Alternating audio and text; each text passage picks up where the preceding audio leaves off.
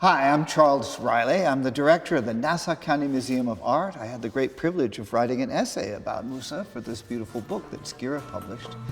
I was fascinated with Mousa about one thing in particular, that intersection between politics and art. And I'm going to start by saying I'm generally skeptical about that intersection when an artist really hits you over the head with something polemical, something rhetorical. My favorite Irish poet who said, "I make out of the quarrel with others rhetoric, and I make out of the quarrel with myself poetry." So what is Mousa in this range? He's someone who can take a page, take a passage from the Quran, obviously work with the aesthetic values of calligraphy and the forms and even the contrast of colors, and then another text, and it could be a theological text. I mean, when you start working with scripture, you're already in an immensely treacherous area because people are going to go after you for what you've just done with what they consider to be sacred text. It's not even poetry at that point. It's going to have to be a question of belief.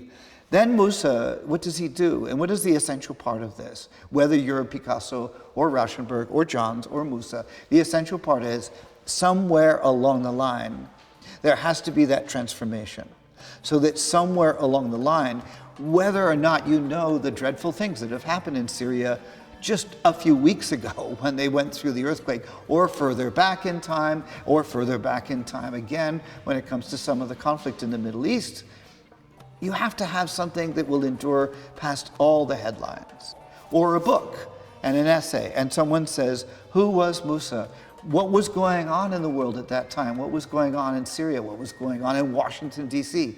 In a sense, and I know this is going to sound a little callous, it doesn't matter anymore what was going on at that moment because the work of art is still there. A lot of people, for instance, have no idea what the town of Guernica was or what happened there. They know that painting. They know what Picasso was doing. What he was doing was this timeless image of agony and destruction. So if this, I think, is going to be Mousa's legacy. I think this is going to be what makes him the artist rather than the journalist.